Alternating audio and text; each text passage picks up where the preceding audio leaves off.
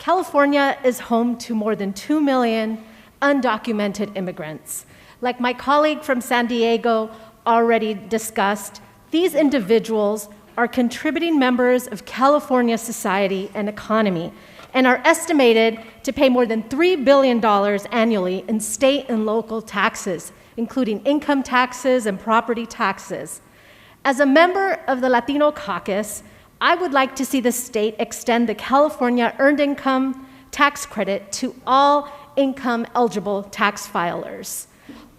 We are generating revenue from this community, yet we exclude them from all the programs in this budget.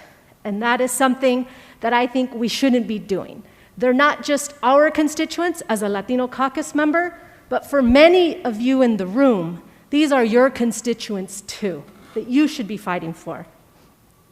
Next, I would like to speak to homelessness as it relates to the budget. Earlier this year, our governor spent his whole State of the State address on this issue because it's very important and it's a crisis in our state. And it still is, and maybe even more now with the COVID-19 situation. I've been working on this issue for the last 2 years. I've met with dozens of stakeholders, state and local entities that all echo the same sentiment. We must create one centralized office at the state level to coordinate the state's response on homelessness.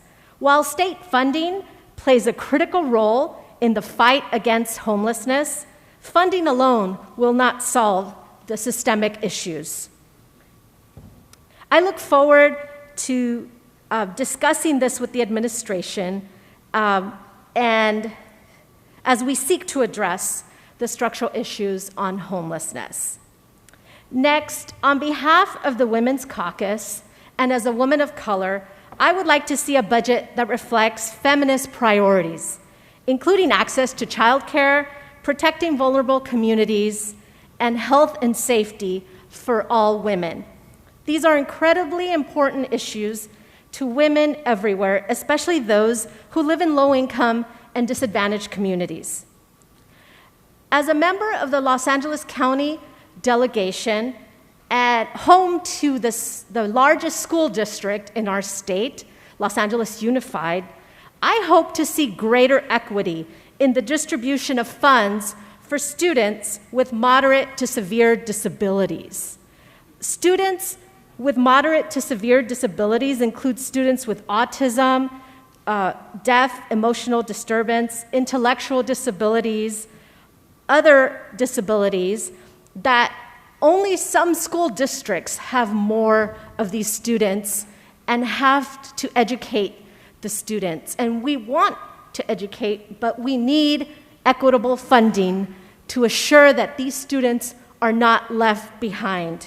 Funding should be allocated to schools who are providing these services.